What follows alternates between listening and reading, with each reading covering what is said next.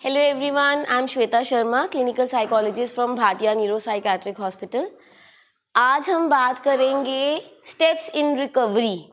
Recovery में कौन कौन से स्टेप्स हम ले सकते हैं, लेकिन इससे सबसे पहले अभी जैसे जसबीर सर ने बात करी है सेल्फ केयर मी फर्स्ट। आज हमारा फोकस इसमें ही होएगा। मैं बताने वाली हूँ आज के कि be kind to yourself. Kindness का एक सिनोनिम होता है मर्सी। मर्सी मतलब दया करना, अपने ऊपर दया करना। एक्चुअली इस बारे में हम पहले भी बात कर चुके हैं कि जो हमारी फिजिकल हेल्थ होती है उसके लिए हम बहुत बार डॉक्टर्स के पास जाते हैं, लेकिन जो हमारी मेंटल हेल्थ होती है उसके बारे में हम डॉक्टर्स के पास नहीं जाते। किसी का पेट दर्द होता है, किसी का सर दर्द होता है, ज़ुकाम होता है, फीवर होता है, हम फटाफट से जाते हैं डॉक्टर के पास।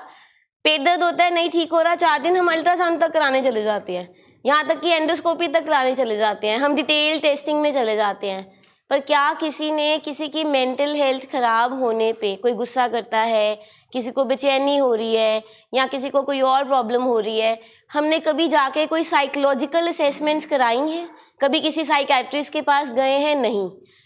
सबसे बड़ी प्रॉब्लम ये है कि एक साइकेट्रिस्ट के पास जाना स्टिग्मा है कि लोग क्या कहेंगे, ये पागल है, इसको दिमागी प्रॉब्लम है, इसको क्या है। ऐसा नहीं है। जितनी ज़रूरी हमारी फिज़िकल हेल्थ है उतनी ही ज़रूरी हमारी मेंटल हेल्थ है। वो इसलिए अभी हम आजकल बात कर रहे हैं, ये जो बात कर रहे हैं ये डिक्शन पे भी लागू होती है और हमारी सारी तरह के साइकेट्रिक डिसऑर्डर्स पे भी लागू होती है। बी काइंड टू योरसेल्फ, कि अपना ध्यान रखें, अपना खुद का ध्यान रखें। अपने बारे में सोचना सेल्फिशनेस नहीं होती, ये स्वार्थ नहीं होता। अपना ध्यान रखना कोई स्वार्थ नहीं होता। अगर आपको कोई भी दिक्कत आती है आप काउंसलर या साइकेट्रिस्ट के पास आके डिस्कस करें। अब रिकवरी में जब हम नशा छोड़ रहे होते हैं तो कुछ चीज़ें हैं, या हमने ट्रीटमेंट एक बार ही ले लिया है तो कुछ चीज़ें हैं जो आपको सेफ जोन में रखती हैं। सेफ्टी, आपकी सेफ्टी के लिए कुछ चीज़ें होती हैं। उन सेफ्टी में सबसे इम्पॉर्टेंटली, जैसे मैंने आपको बताया, मर्सी को हम बात करेंगे। मर्सी सबसे पहला है M means mood altering substances. Mood altering substances कौन कौन से होते हैं, कोई बताएगा मुझे? हम जब नशा छोड़ दिया, हमने छोड़ के रखा हुआ है, तो कौन कौन से मूड ऑल्टरिंग सब्सटेंसेस ले सकते हैं हम, कौन से लेते हैं हम अपना मूड ठीक करने के लिए, बताएंगे? जैसे सिगरेट, तंबाकू, red bull, energy drinks, vaping.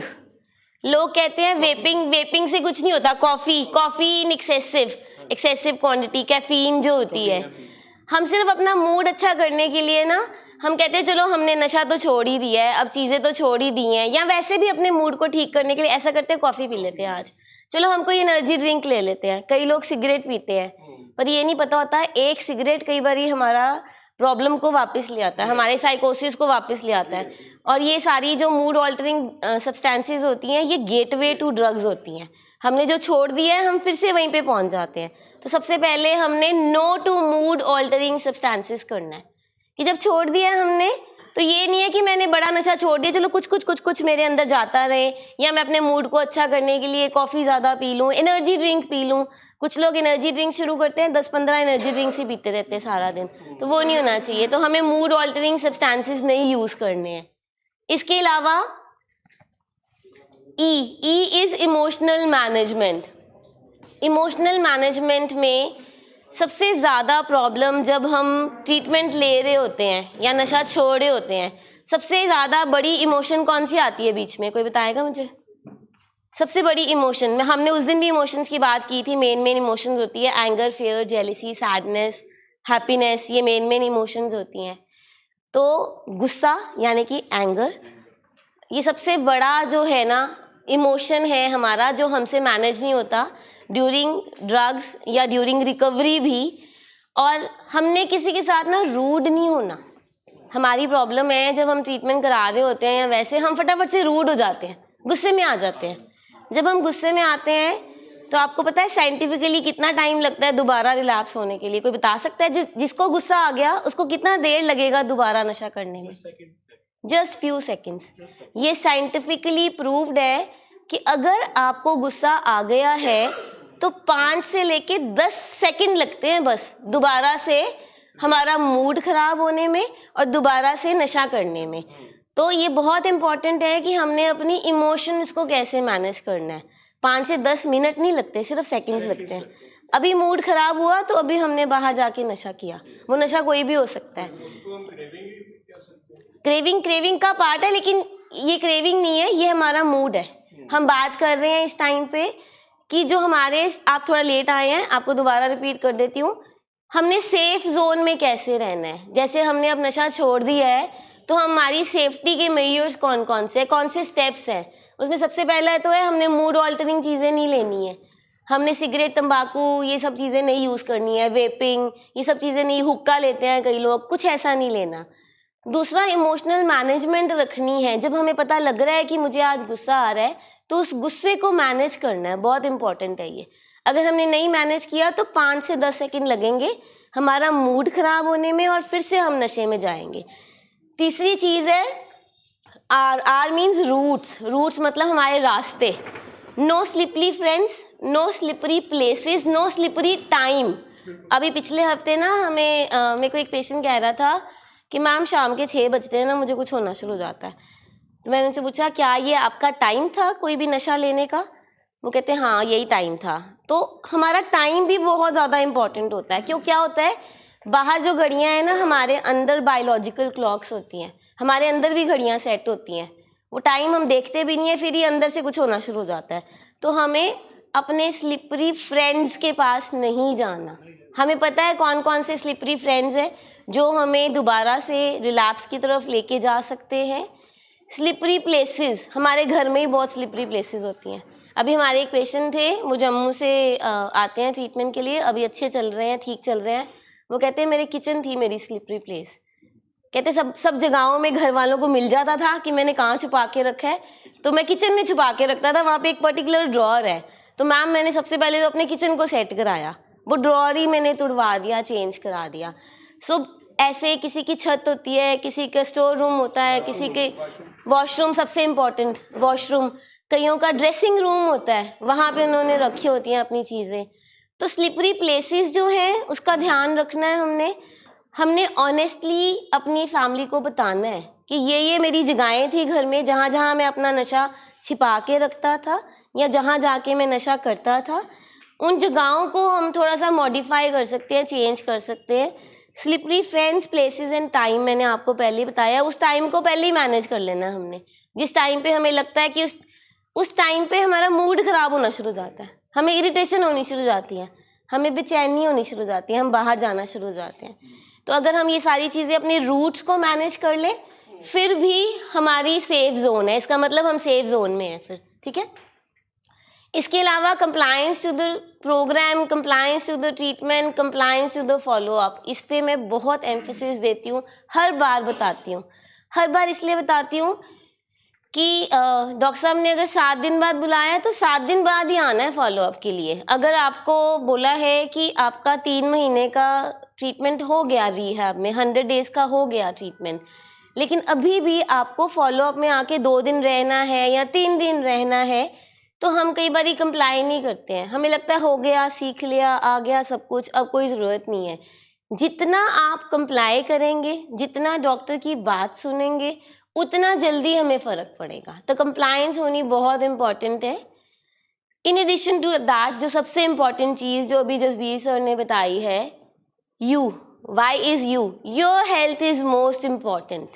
अभी लेटली क्या हो रहा है, हमें कुछ डिफ़िकल्टीज आ रही हैं, कुछ पेरेंट्स के साथ और कुछ फैमिलीज़ के साथ, हर्मिटेज में भी और यहाँ पे भी, जिसमें हमारी ये चीज़ सामने आई है कि पेशेंट्स कुछ देर बाद, यहाँ पे जब हम ट्रीटमेंट कर रहे होते हैं हॉस्पिटल में, 7 डेज़ का ट्रीटमेंट हो गया या 5 दिन का ट्रीटमेंट हो गया, तो पेशेंट कहना शुरू हो जाता है मैं ठीक हूँ, बिल्कुल मेरी हेल्थ अच्छी हो गई है, मुझे समझ आनी शुरू हो गई है, मेरे को नींद आनी शुरू हो गई है, अब मुझे दर्दें नहीं हो रही है, अब मुझे सारी बातों की समझ आ गई है, तब मुझे आप छोड़ दें, हमने पकड़ा तो नहीं हुआ, हम तो ट्रीटमेंट ही कर रहे हैं, आप हमें छोड़ दें, हमें जाने दें।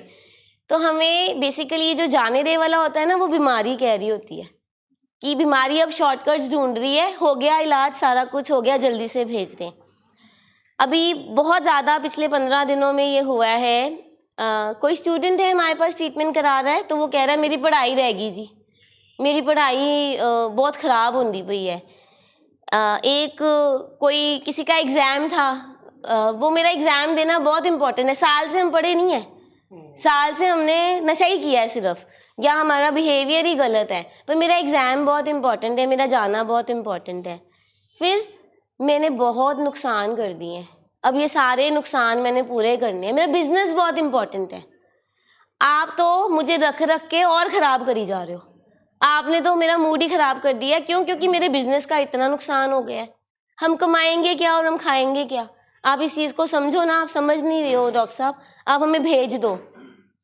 हमें सब कुछ इम्पोर्टेंट लग रहा होता है। कई बार कोई कहता है मेरी इंटरव्यू है जी, मेरी इंटरव्यू भी बहुत इम्पोर्टेंट है, मुझे भेज दो।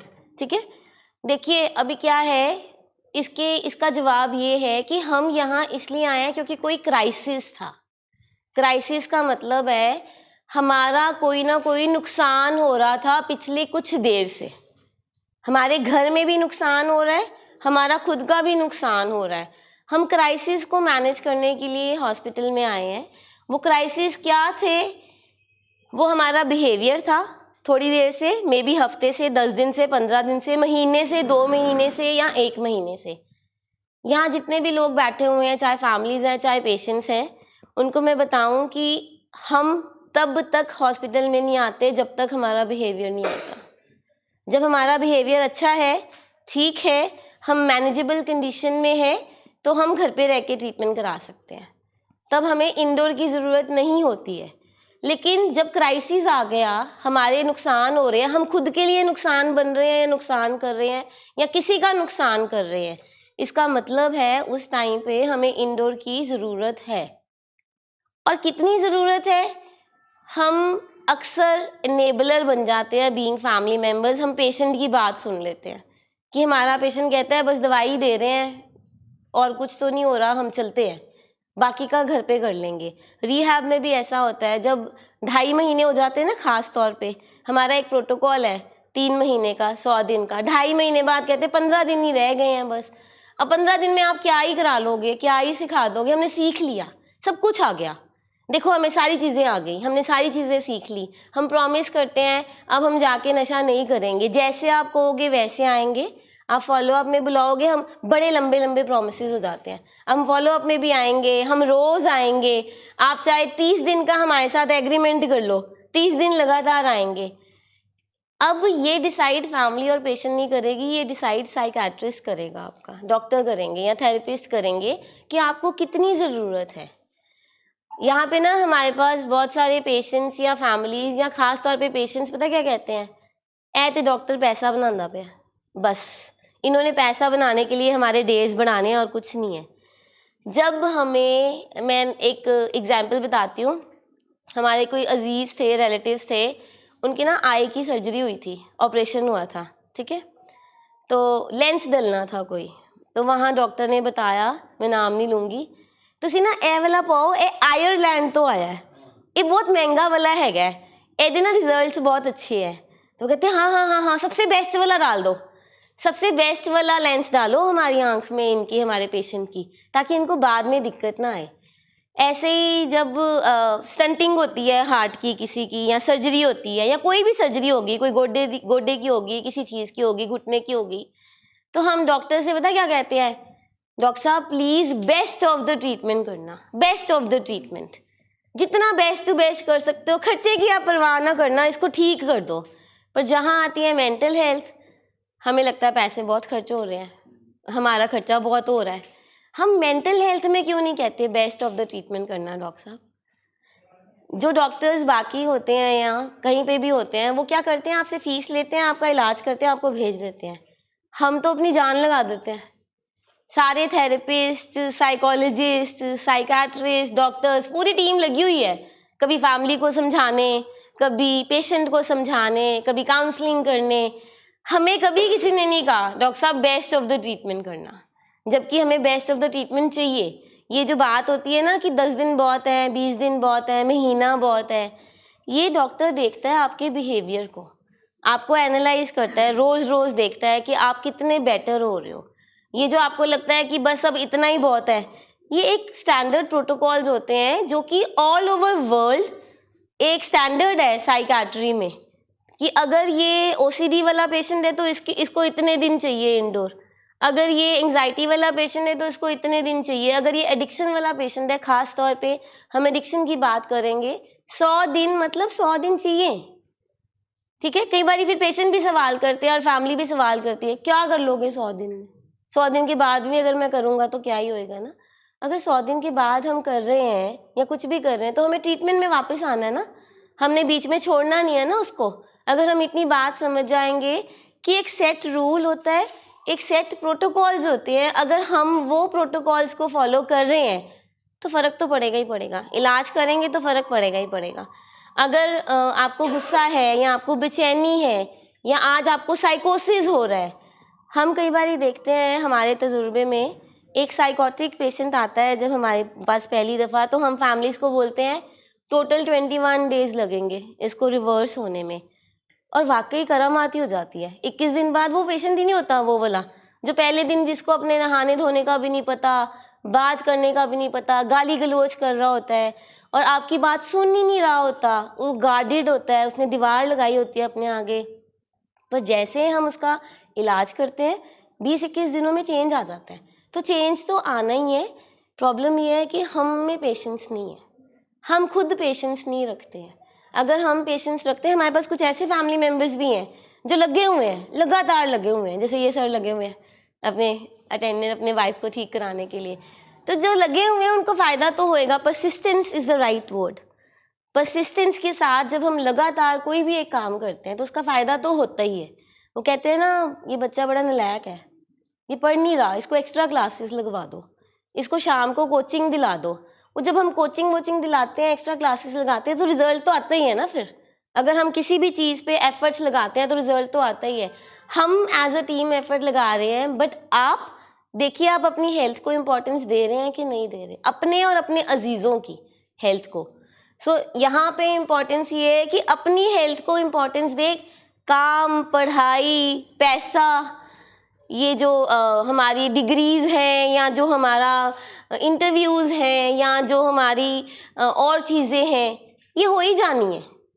अगर हम देखें जो हमारा क्राइसिस रहा है पिछले साल, हम नहीं कर पाए, पढ़ाई तो हम कर ही नहीं पाए, बिजनेस में भी हम जा नहीं पाए, नुकसान हमारे कितने हो गए हैं। वो तो जैसे आप ठीक हो गए आपने चले जाना है वापस, अपने स्ट्रीम में भी जाना है, काम भी करना है, सब कुछ करना है। तो अगर हम अपनी हेल्थ को इम्पोर्टेंट देंगे और अपने आप को सरेंडर करेंगे to the doctor and the team, तो रिजल्ट्स तो अच्छे आएंगे। So my request to the family as well as patient is कि हम अपनी सेल्फ केयर पे ध्यान दें, अपनी हेल्थ को इम्पोर्टेंस दें।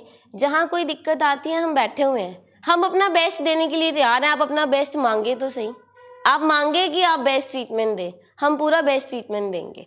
अगर हमने बोला है आप 100 दिन रहें तो आप 100 दिन रहें। बहुत सारे फैमिली मेम्बर्स ले जाते हैं बीच में कुछ कारण से, एनेबलिंग बिहेवियर की वजह से छोड़ देते हैं ट्रीटमेंट। पर फिर होता क्या है, फिर हमें भी दुख लगता है, उनको फिर दोबारा आना पड़ता है और फिर शुरू से शुरू करना पड़ता है, हमें भी उतनी मेहनत दोबारा से करनी पड़ती है। अगर हम कंटिन्यूटी में ट्रीटमेंट कराते हैं तो चीज़ें बेटर हो सकती हैं। ठीक है जी, किसी ने कोई सवाल पूछना हो, कोई चीज़ पूछनी हो इससे रिगार्डिंग, मर्सी मतलब खुद पे दया करें, खुद को be kind to yourself, your health, ताकि चीज़ें बेटर हो सकें। रिलैप्सेस भी आते हैं, स्लिप्स भी आते हैं, मुश्किलें भी आती हैं, क्योंकि जब हम बीमार होते हैं ना, जब हम साइकोलॉजिकली अनस्टेबल हैं, तो हमारी सबसे बड़ी प्रॉब्लम है कोई भी स्ट्रेस होता है हमें वो टॉलरेट नहीं होता। कोई भी स्ट्रेस आता है उसको हमें हैंडल नहीं करना आता, क्योंकि हमारी कैपेसिटी नहीं है ना। हमने क्या किया है इतनी देर से, या तो हम नशा कर रहे हैं या छोड़ रहे हैं, ठीक है, या हम बीमारी में हैं या नहीं है, या हम इलाज करा रहे हैं या हमने इलाज छोड़ा हुआ है। तो अगर हम लगातार एक स्टेट प्रोटोकॉल के हिसाब से चलें, स्टैंडर्ड्स के हिसाब से चलें, तो चीज़ें बेटर हैं। किसी ने कुछ पूछना है? हाँ जी सर। अपने आप को जैसे मतलब कि पेशेंट को लगता है कि हम ठीक हो चुके हैं, जी लगता है जी जी। उनको उस हिसाब से चलना चाहिए कि डॉक्टर के हिसाब से जितनी लॉन्ग टर्म मेडिसिन देते हैं उनको उसको फॉलो करना चाहिए सर डॉक्टर के हिसाब से, क्योंकि पेशेंट जो है उसका ब्रेन उसको ये बोल रहा होता है कि अब सब कुछ ठीक है, अब आप ठीक हो। पेशेंट को लगता होता है कि अब मैं उतना बीमार नहीं हूँ जितना मैं पहले था, ठीक है, पर डॉक्टर आपको देख के बता सकता है कि ये चीज़ें हो गई हैं, ये चीज़ें रह गई हैं। इसको ना हम कई बार रेजिडुअल सिम्टम्स भी बोलते हैं, कि जो ऊपर वाले सिम्टम्स थे ना, दिखने वाले सिम्टम्स, वो सब खत्म हो गए हैं, सब साइड हो गए हैं, लेकिन रेजिडुअल सिम्टम्स रह गए हैं, तो फिर दोबारा से ना बढ़े तो it's better to ask your doctor, your psychiatrist about it. Your psychiatrist will never tell you a lie. Actually पता क्या है, होता है ये कई बार कि डॉक्टर्स के प्रोफेशंस को ना इतना वो दिया गया है कि डॉक्टर अपने लिए कर रहे हैं, हम अपने लिए नहीं कर रहे हैं। हमारा डोपामीन, पता है कब, डोपामीन इज़ अ जो सब्सटेंस जो होता है हमारा हैप्पी हार्मोन्स, हमारा लोगों का डोपामिन रिलीज होता है जब एक पेशेंट ठीक होके जाता है, जब एक पेशेंट व्हील चेयर पे आ रहा है और वो चल के जा रहा है और उसकी सारी चीज़ें ठीक हो गई हैं, वो जब कहते हैं ना जीते रहो, शाबाश आपने अच्छा कर दिया, हमारे डोपामिन आपके पैसों से नहीं रिलीज़ होते, ठीक है। वो जो चार्जेस होते हैं वो तो हॉस्पिटल के हैं, एक्सपेंडिचर है, हम इतनी तनख्वाहें देनी होती हैं, हमने स्टाफ को सब कुछ करना होता है, लेकिन जब एक पेशेंट ठीक होता है ना, तो वो जो मज़ा हमें मिलता है, जो किक हमें मिलती है ना, वो वैसे नहीं मिलती। सो इट्स बेटर कि अगर आप अपने डॉक्टर से पूछें, you have the full right. इसमें ना मैं ये बोलूँगी, राय एक वर्ड होता है, राय, सबको अपनी राय देने का हक है, पेशेंट को भी है, ठीक है। हम कई बार बिल्कुल ही नज़रअंदाज भी कर देते हैं, मरीज़ को भी अपनी राय देने का हक है, फैमिली मेम्बर्स को भी अपनी राय देने का हक है, लेकिन आप जो अपनी राय दे रहे हैं उसको हम सुनने के लिए पूरा तैयार हैं। हम उसका एक मिडवे ढूंढ सकते हैं, या हम आपको एक उसका रैशनल आंसर दे सकते हैं कि ये इतना ठीक हो गया, इतना ये रहता है। वही मैं दोबारा से बोलूँगी, इतना इंडोर की ज़रूरत है, इतना आउटडोर की ज़रूरत है। अब इंडोर की ज़रूरत थी तो हमने इंडोर किया, अगर आउटडोर में हो रहा होता तो हमने आउटडोर में कर लेना था, ठीक है जी। एनीथिंग एल्स किसी ने? हाँ जी। ਇੱਥੇ ਬਾਈ ਜੀ ਬੈਠੇ ਸੀ, ਉਹ ਕਹਿੰਦੇ 342 ਦਿਨਾਂ ਬਾਅਦ ਮੈਂ ਫੇਰ ਸ਼ੁਰੂ ਹੋ ਗਿਆ। ਹੂੰ 342 ਦਿਨਾਂ ਹੂੰ ਹੂੰ ਹੂੰ ਹੂੰ ਉਹ ਮੰਨ ਕੇ ਚਲੋ ਤੁਸੀਂ 100 ਦਿਨ ਕਹਿੰਦੇ ਹੋ, ਤੇ ਉਹ 342 ਦਿਨਾਂ ਬਾਅਦ ਵੀ ਜਿਹੜੇ ਜਿਨ੍ਹਾਂ ਨੇ ਸ਼ੇਅਰ ਕੀਤਾ ਕਿ 342 ਦਿਨਾਂ ਬਾਅਦ ਮੈਂ ਸ਼ੁਰੂ ਹੋ ਗਿਆ, ਉਹਨਾਂ ਦੇ ਲਾਈਫ 'ਚ ਕੀ ਸਟ੍ਰੈਸਰਸ ਆਏ, ਕੀ ਸਟ੍ਰੈਸਰਸ ਨਹੀਂ ਆਏ, ਠੀਕ ਹੈ। ਤੁਸੀਂ 342 ਦਿਨ ਕਹਿ ਰਹੇ ਹੋ, ਸਾਡੇ ਕੋਲ ਇੱਕ ਇੱਥੇ ਬੈਠੇ ਹੋਏ ਸ਼ਾਇਦ ਹੁਣੇ ਗਏ ਆ, ਮੈਂ ਕਹਿ ਲਓ, ਉਹਨਾਂ ਨੇ ਆਈ ਥਿੰਕ 5 ਸਾਲ ਬਾਅਦ ਲਿਆ। ਇਹ ਨਹੀਂ ਹੁੰਦਾ, 5 ਸਾਲ ਬਿਲਕੁਲ ਠੀਕ ਸੀ, ਦਵਾਈਆਂ ਵੀ ਬੰਦ ਹੋ ਗਈਆਂ ਸੀ, ਸਭ ਕੁਝ ਠੀਕ ਸੀਗਾ, ਉਹਨਾਂ ਨੇ 5 ਸਾਲ ਬਾਅਦ ਕੰਜ਼ਿਊਮ ਕੀਤਾ। ਗੱਲ ਇਹ ਹੈਗੀ ਹੈ ਕਿ ਜਿਹੜੇ ਰੂਲਸ, ਜਿਹੜੇ ਰੈਗੂਲੇਸ਼ਨ, ਜਿਹੜੀਆਂ ਚੀਜ਼ਾਂ ਦੱਸੀਆਂ ਜਾ ਰਹੀਆਂ, ਹੁਣ ਜਿਹੜੀ ਅੱਜ ਆਪਾਂ ਗੱਲ ਕੀਤੀ ਹੈ ਇੱਕ ਸੇਫ ਜ਼ੋਨ ਦੀ। ਸੇਫ ਜ਼ੋਨ ਦੀ ਮਤਲਬ ਜਦੋਂ ਤੁਸੀਂ ਠੀਕ ਹੋ ਗਏ ਹੋ, ਕਿਹੜੀਆਂ ਚੀਜ਼ਾਂ ਤੁਸੀਂ ਆਪਣੇ 'ਤੇ ਅਪਲਾਈ ਕਰਨੀ ਹੈ, ਲਾਗੂ ਕਰਨੀ ਹੈ, ਤਾਂ ਕਿ ਆਪਾਂ ਦੁਬਾਰਾ ਸਲਿੱਪ ਨਾ ਹੋਈਏ ਜਾਂ ਰਿਲੈਪਸ ਨਾ ਹੋਈਏ, ਜਾਈਏ ਨਾ ਉਸ ਚੀਜ਼ ਦੇ ਵਿੱਚ। ਜਿਨ੍ਹਾਂ ਨੂੰ ਕੁਛ ਦੇਰ ਬਾਅਦ ਪ੍ਰੋਬਲਮ ਆਈ ਹੈ, ਸ਼ੁਰੂ ਹੋ ਗਏ, ਜਿਹੜਾ ਤੁਸੀਂ ਕਹਿੰਦੇ ਹੋ 342 ਦਿਨਾਂ ਬਾਅਦ, ਉਹਨਾਂ ਨੇ ਆਪਣੇ ਸਟ੍ਰੈਸਰਸ ਨੂੰ ਡੀਲ ਨਹੀਂ ਕੀਤਾ ਨਾ, ਗੱਲ ਨਹੀਂ ਕੀਤੀ ਕਿਸੇ ਨਾਲ, ਕਨੈਕਸ਼ਨ ਨਹੀਂ ਬਣਾਇਆ। ਸਾਡੇ ਕੋਲ ਬਹੁਤ ਸਾਰੇ ਇਹੋ ਜਿਹੇ ਪੇਸ਼ੈਂਟਸ ਵੀ ਹੈ ਜਿਹੜੇ ਕੈਨੇਡਾ, ਆਸਟ੍ਰੇਲੀਆ ਬੈਠੇ ਹੋਏ ਆ, ਜਿਨ੍ਹਾਂ ਨੇ ਟ੍ਰੀਟਮੈਂਟ ਕਰਾ ਲਿਆ, ਪਰ ਉਹਨਾਂ ਨੂੰ ਸਟ੍ਰੈਸ ਆਇਆ, ਇਮੀਡੀਏਟਲੀ ਉਹਨਾਂ ਨੇ ਗੱਲ ਕਰ ਲਈ ਕਿ ਅੱਜ ਮੈਂ ਤੁਹਾਨੂੰ ਹੁਣੇ ਤਾਂ ਦੱਸਿਆ ਮੂਡ, ਜਿਸ ਲਈ ਮੂਡ ਖਰਾਬ ਹੋ ਗਿਆ, 5 ਤੋਂ 10 ਸੈਕਿੰਡ ਲੱਗਣੇ, ਆਪਾਂ ਬਾਹਰ ਜਾਵਾਂਗੇ। ਦਵਾਈ ਤਾਂ ਅਸੀਂ ਖਾ ਹੀ ਰਹੇ ਹਾਂ, ਦਵਾਈ ਅਸੀਂ ਖਾ ਵੀ ਲਈ ਹੈ, ਅਸੀਂ ਠੀਕ ਵੀ ਹੋ ਗਏ ਹਾਂ, ਜਿਸ ਲਈ ਮੂਡ ਖਰਾਬ ਹੋ ਗਿਆ, ਹੈਗੀ ਮੂਡ ਦੀ ਬਿਮਾਰੀ ਹੈ। ਨਸ਼ਾ ਜਿਹੜੀ ਹੈ ਸਾਡੀ, ਉਹ 100 ਦਿਨ ਤੇ ਆ ਗਈ ਨਾ ਜੀ, ਜੇ 100 ਦਿਨ ਲਾ ਕੇ ਗਿਆ ਫੇਰ ਉਹ ਜਿਹੜਾ 100 ਘੱਟ ਦਿਨ ਲਾ ਕੇ, ਜਿਵੇਂ ਇੱਥੇ 10 ਦਿਨ ਵੀ ਲਾ ਗਿਆ, ਉਹ ਵੀ ਬਚ ਸਕਦਾ। ਨਹੀਂ, ਇਹ ਗੱਲ ਨਹੀਂ, ਇਹਦਾ ਆਨਸਰ ਨਹੀਂ ਗਾ ਸਰ। ਆਨਸਰ ਇਹ ਹੈਗਾ ਕਿ ਜਿਹੜਾ ਸਟੈਂਡਰਡ ਪ੍ਰੋਟੋਕੋਲ ਹੈ ਉਹ 100 ਦਿਨ ਦਾ ਇਲਾਜ ਹੈ। ਉਸ ਤੋਂ ਪਹਿਲੇ ਅਸੀਂ ਜਾਵਾਂਗੇ ਤੇ ਅੱਧਾ ਅਧੂਰਾ ਇਲਾਜ ਹੋਏਗਾ। ਜਿਵੇਂ ਕਿਸੇ ਨੂੰ ਜ਼ਖਮ ਹੋ ਗਿਆ, ਕਿਸੇ ਦੀ ਹੱਡੀ ਟੁੱਟ ਗਈ ਹੈ, ਹੁਣ ਡਾਕਟਰ ਨੇ ਕਿਹਾ ਪਲਸਤਰ 21 ਦਿਨਾਂ ਦਾ ਲਾਣਾ ਹੈ, ਤੁਸੀਂ ਕਹੋ ਨਹੀਂ 7 ਦਿਨ ਬਾਅਦ ਹੱਡੀ ਜੁੜ ਗਈ ਹੈ, ਮੇਰਾ ਹੱਥ ਮੁੜਦਾ ਪਿਆ, ਤੇ ਆਪਾਂ ਖੋਲ ਦੇਵਾਂਗੇ, ਫਿਰ ਨੁਕਸਾਨ ਤੇ ਆਪਣੇ ਹੀ ਹੋਣਗੇ ਨਾ, ਠੀਕ ਹੈ। ਜਿਨ੍ਹਾਂ ਨੇ ਇਹ ਗੱਲ ਕੀਤੀ ਹੈ, ਹੋ ਸਕਦਾ ਉਹਨਾਂ ਨੇ 100 ਦਿਨ ਵੀ ਨਾ ਲਾਏ ਹੋਣ, ਉਹ ਪਹਿਲੇ ਹੀ ਚਲੇ ਗਏ ਹੋਣ। ਇਹ ਵੀ ਤਾਂ ਦੇਖਣ ਦੀ ਗੱਲ ਹੈ ਨਾ। ਇਹ ਤਾਂ ਇੱਕ ਐਗਜ਼ਾਮਪਲ ਆਪਾਂ ਸੁਣ ਲਈ ਹੈ ਨਾ ਕਿਸੇ ਦੀ ਗੱਲ, ਆਪਾਂ ਇਹ ਵੀ ਤਾਂ ਦੇਖੀਏ। ਸਾਡੇ ਕੋਲ ਬਹੁਤ ਇਹੋ ਜਿਹੇ ਪੇਸ਼ੈਂਟਸ ਹੈਗੇ ਜਿਨ੍ਹਾਂ ਨੇ 100 ਦਿਨ ਪੂਰਾ ਕੀਤਾ, ਉਸ ਤੋਂ ਬਾਅਦ ਜੁੜੇ ਹੋਏ ਔਰ ਬਿਲਕੁਲ ਠੀਕ ਹੈਗੇ ਆ, ਉਹਨਾਂ ਦੀ ਪ੍ਰੋਬਲਮਸ ਨਹੀਂ ਆ ਰਹੀਆਂ, ਪਰ ਉਹਨਾਂ ਦੀ ਜੇ ਪ੍ਰੋਬਲਮ ਆਉਂਦੀ ਉਹ ਆ ਕੇ ਡਿਸਕਸ ਕਰਦੇ ਹੈ। ਸਾਡਾ ਮੇਨ ਮਕਸਦ ਹੈ ਤੁਸੀਂ ਇੱਥੇ ਰਹੋ, ਚੰਡੀਗੜ੍ਹ ਰਹੋ, ਮੋਹਾਲੀ ਰਹੋ, ਜੰਮੂ ਰਹੋ, ਕਸ਼ਮੀਰ ਰਹੋ, ਜਿੱਥੇ ਮਰਜ਼ੀ ਰਹੋ, ਜੇ ਤੁਸੀਂ ਸਾਡੇ ਨਾਲ ਜੁੜੇ ਹੋਏ ਹੋ ਔਰ ਆਪਣੀ ਪ੍ਰੋਬਲਮ ਡਿਸਕਸ ਕਰ ਰਹੇ ਹੋ। ਅੱਜ ਦੀ ਡੇਟ ਦੇ ਵਿੱਚ ਵੀ ਸਾਨੂੰ ਕਈ ਵਾਰੀ 2 ਵਜੇ 2:30 ਵਜੇ ਵੀ ਰਾਤ ਨੂੰ ਕਾਲਸ ਆਉਂਦੀਆਂ, ਜਿਹੜੀਆਂ ਅਸੀਂ ਸੁਣਦੇ ਹਾਂ, ਅਸੀਂ ਸੁਣ ਕੇ ਉਹਨਾਂ ਦੀ ਪ੍ਰੋਬਲਮ ਨੂੰ ਡਿਸਕਸ ਕਰਦੇ ਹਾਂ। ਕਈ ਵਾਰੀ ਇਸ ਤਰ੍ਹਾਂ ਹੋ ਜਾਂਦਾ ਹੈ ਕਿ ਸਾਨੂੰ ਗੱਡੀ ਰੋਕ ਕੇ ਸਾਈਡ 'ਤੇ ਰੁਕਣਾ ਪੈਂਦਾ ਕਿ ਪੇਸ਼ੈਂਟ ਦੱਸ ਰਿਹਾ ਕਿ ਮੈਨੂੰ ਇਸ ਵੇਲੇ ਬਹੁਤ ਜ਼ਿਆਦਾ ਤਲਬ ਉੱਠ ਰਹੀ ਹੈ, ਘਰ ਦੇ ਮੇਰੀ ਗੱਲ ਨਹੀਂ ਸੁਣਦੇ ਪਏ ਅਤੇ ਮੈਨੂੰ ਇੰਝ ਹੁੰਦਾ ਪਿਆ। ਫਿਰ ਅਸੀਂ ਉਹਦੀ ਗੱਲ ਸੁਣ ਕੇ ਉਹਨੂੰ ਸੋਲਿਊਸ਼ਨ ਦਿੰਦੇ ਹਾਂ ਕਿ ਇਸ ਵੇਲੇ ਤੁਸੀਂ ਇਹ ਚੀਜ਼ ਕਰ ਲਓ, ਫਿਰ ਉਹਦੇ ਨਾਲ ਉਹ ਰਿਲੈਪਸ ਵੱਲ ਨਹੀਂ ਜਾਂਦੇ। ਮੇਨ ਤਾਂ ਗੱਲ ਹੈਗੀ ਹੈ ਕਨੈਕਸ਼ਨ ਦੀ, ਅਸੀਂ ਕਨੈਕਸ਼ਨ ਕਿੱਥੇ ਬਣਾ ਰਹੇ ਹਾਂ ਨਾ। ਜੇ ਅਸੀਂ ਕਨੈਕਸ਼ਨ ਬਣਾਏ ਰੱਖਾਂਗੇ, ਗੱਲ ਉਹੀ ਆ ਗਈ ਹੈ ਦੁਬਾਰਾ, ਜੇ ਪਰਸਿਸਟੈਂਟ ਰਵਾਂਗੇ, ਲਗਾਤਾਰ ਰਵਾਂਗੇ, ਤੇ ਫਿਰ ਠੀਕ ਹੋ ਜਾਏਗਾ। ਜਿਹੜਾ ਇਹ ਕਿੰਤੂ ਪਰੰਤੂ ਵਾਲੀ ਚੀਜ਼ ਹੈ ਨਾ, ਜੇ ਮੈਂ ਇੰਜ ਕਰ ਲਾਂ, ਜੇ ਮੈਂ ਉਂਝ ਕਰ ਲਾਂ, ਉਹ ਤੇ ਸਾਨੂੰ ਫਸਾਏ ਰੱਖੇਗੀ ਨਾ। ਇਹ ਬਿਮਾਰੀ ਹੈ, ਬਿਮਾਰੀ ਸਾਨੂੰ ਵੱਲ ਵਲੇਵੇਂ 'ਚ ਰੱਖਦੀ ਹੈ। ਫਿਰ ਇਹ ਸੁਭਾਅ ਤੋਂ ਜਿਹੜਾ ਚੇਂਜ ਹੋਣਾ, ਸੁਭਾਅ ਦਾ, ਜੇ ਗੁੱਸੇ ਵਾਲਾ ਬੰਦਾ ਦਾ ਗੁੱਸੇ ਵਾਲਾ ਨਹੀਂ, ਬਿਲਕੁਲ ਚੇਂਜ ਹੋ ਸਕਦਾ, ਕਿਉਂ ਨਹੀਂ ਹੋ ਸਕਦਾ। ਸੁਭਾਅ ਗੁੱਸੇ ਵਾਲਾ ਬਣਿਆ ਕਿੱਦਾਂ? ਇਹ ਸਾਡੇ ਕੋਲ ਐਗਜ਼ਾਮਪਲ ਹੈਗੀ ਸੁਭਾਅ ਦੀ। ਇਹ ਜਿੰਨਾ ਗੁੱਸਾ ਇਹਨਾਂ ਨੂੰ ਸੀ, ਇਹਨਾਂ ਕਿਸੇ ਨੂੰ ਵੀ ਨਹੀਂ ਸੀ ਹੈਗਾ। ਇਹ ਮੈਨੂੰ ਹਲੇ ਵੀ ਯਾਦ ਹੈ, ਜਿਸ ਦਿਨ ਇਹ ਪਹਿਲੇ ਦਿਨ ਆਏ ਸੀ ਨਾ, ਕਹਿੰਦੇ ਸੀ ਗੁਲਾਮੀ ਨਹੀਂ ਮੈਂ ਕਰ ਸਕਦਾ ਕਿਸੇ ਦੀ। ਆ ਜਿਹੜੇ ਬੰਦ ਬੁੰਦ ਕੀਤੇ ਹੋਏ ਨਾ, ਚਿੰਦਰੇ ਖੋਲ ਦੋ, ਮੈਂ ਬੰਦ 'ਚ ਨਹੀਂ ਰਹਿ ਸਕਦਾ ਜੇ, ਮੈਂ ਅੱਜ ਤੱਕ ਕਦੀ ਗੁਲਾਮੀ ਨਹੀਂ ਕੀਤੀ। ਫਿਰ ਮੈਂ ਇਹਨਾਂ ਨੂੰ ਹਲੇ ਵੀ ਯਾਦ ਹੈ, ਮੈਂ ਇਹੀਓ ਕਿਹਾ ਸੀ, ਮੈਂ ਕਿਹਾ ਜੀ ਅਸੀਂ ਗੁਲਾਮੀ ਕਿਸੇ ਦੀ ਨਹੀਂ ਕਰ ਸਕਦੇ, ਆਪਾਂ ਨਸ਼ੇ ਦੇ ਗੁਲਾਮ ਕਿੱਦਾਂ ਬਣ ਗਏ। ਇਹੀ ਗੱਲ ਕਹੀ ਸੀ ਮੈਂ, ਇਹੀ ਗੱਲ ਨੇ ਇਹਨਾਂ ਦੀ ਰਿਕਵਰੀ ਕੀਤੀ ਹੈ। ਠੀਕ ਹੈ ਨਾ। ਸੁਭਾਅ ਇਸ ਕਰਕੇ ਬਣਿਆ ਕਿਉਂਕਿ ਸਾਡੇ ਦਿਮਾਗ ਨੇ ਕੁਝ ਆਦਤਾਂ ਸਿੱਖ ਲਈਆਂ। ਗੁੱਸਾ ਬਣਿਆ ਕਿੱਧਰ ਅੰਦਰੋਂ, ਕਿਉਂਕਿ ਸਾਡੇ ਦਿਮਾਗ ਨੇ ਆਦਤ ਸਿੱਖ ਲਈ ਹੈ ਕੁਝ ਚੀਜ਼ ਦੀ।